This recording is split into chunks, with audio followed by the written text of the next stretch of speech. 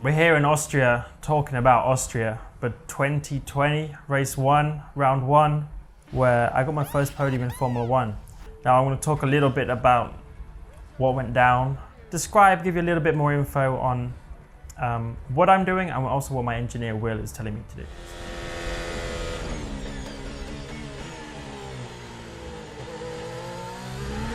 Hamilton is 6.5 ahead. He also has a 5-second penalty. Starting the video, we're coming out of turn 3 and Will comes on the radio and says Hamilton's 6.5 ahead. So bearing in mind I got 1.5 laps to catch 1.5 seconds. To believe I was going to catch 1.5 seconds, I'd say I didn't believe it at the time, but I was wrong.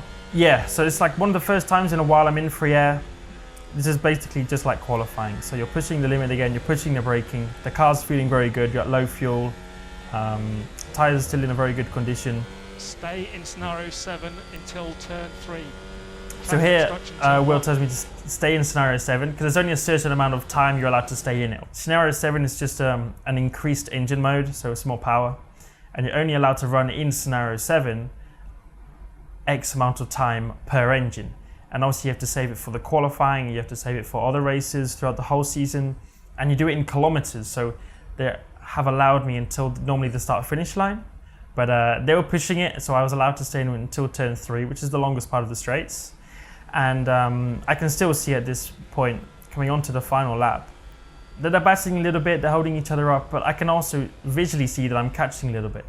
The thing that I don't know is how much I'm catching. So Will told me at the start of or halfway around this last lap, I was 6.5 seconds behind, but he didn't give me any more updates. He basically just was telling me to push and to change the engine modes and things like that. So only bit of information that I maybe missed was actually knowing how much I was catching.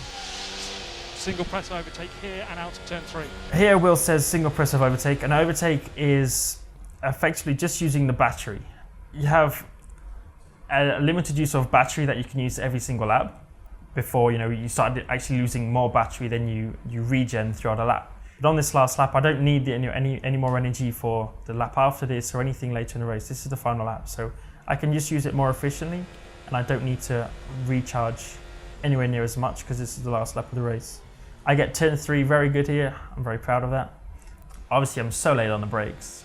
But the important thing is that you get to the apex here. Just about got it perfect. I'm in between the yellow and the red part of the curb, which in my opinion is what I wanted to do. Some people don't do it, some people do. But I feel like I nailed it. Good exit. And again, I can see that I'm closing down more and more on these guys ahead. But I still don't know the gap at all. But I can just see that I'm closing more every lap.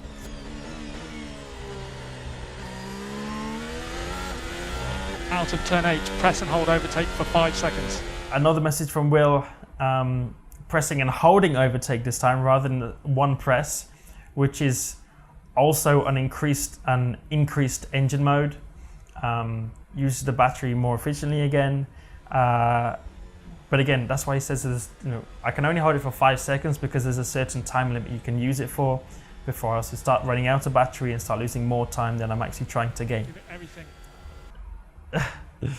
Here Will says give it everything, which I'm obviously going to do. I don't really know why he says it. So at this point, I still didn't... I'm just pushing. I'm not thinking of the gap or anything, which might be surprising. But although I can see that I'm catching them and things, I'm not thinking of that. I'm just, probably looking at my lap time that I have on my dash to see if I'm going quicker or not. And I know with 1.5 laps to go in this scenario, I've got to push. So I'm not going to not. I'm very low with the battery at this rate. 2 corners to go. Using all of the track, the final press of overtake to completely drain the battery. So at this rate, I can see 3 cars ahead of me rather than just 1. So again, I know I've closed the gap on all 3 of them. Still no idea. So I'm now chilled, cruising down to turn 1. Lando, the gap to Hamilton was 4.8. I think that's a podium, mate. I think that's a podium. Yeah, I think that's it really. It tells me 4.8, which is obviously under 5. And that I got my first podium. So it was the main thing here I would say is the time period between actually crossing the start-finish line and when Will tells me, on the video it's only like, 5 seconds or something. but it felt a lot longer. Like I felt like I was waiting a long time for him to actually tell me what the gap was.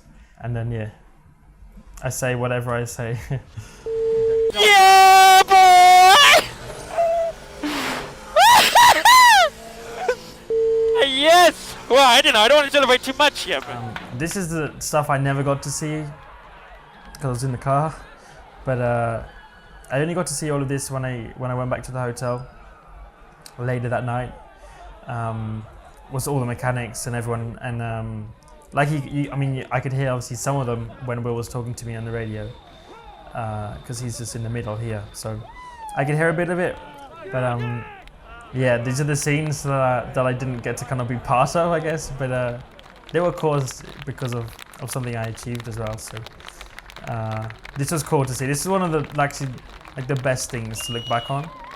It's not me crossing the line or my lap or anything, but seeing how happy everyone was. This is where I got injured from Zach. It's where he broke one of my ribs. I'm pretty sure he did actually break one of my ribs. Where's your trophies? Thank you. There's Jose, Will, Mark on the left, John on the right, and the only people I got to spray with the champagne were these four. Which was a shame because I would love to have, you know, given the champagne to the rest of the team, but actually just poured the rest of it over myself. I didn't even taste one bit. I didn't even drink one bit. I think the main thing is it was my first podium in Formula One, which was cool, and the fact it was like all on the final lap. You know, until that point I didn't think I'd be on the podium at all, and then all of a sudden, after one lap, I'm in the position and I'm on the podium. So, yeah, I was a happy guy.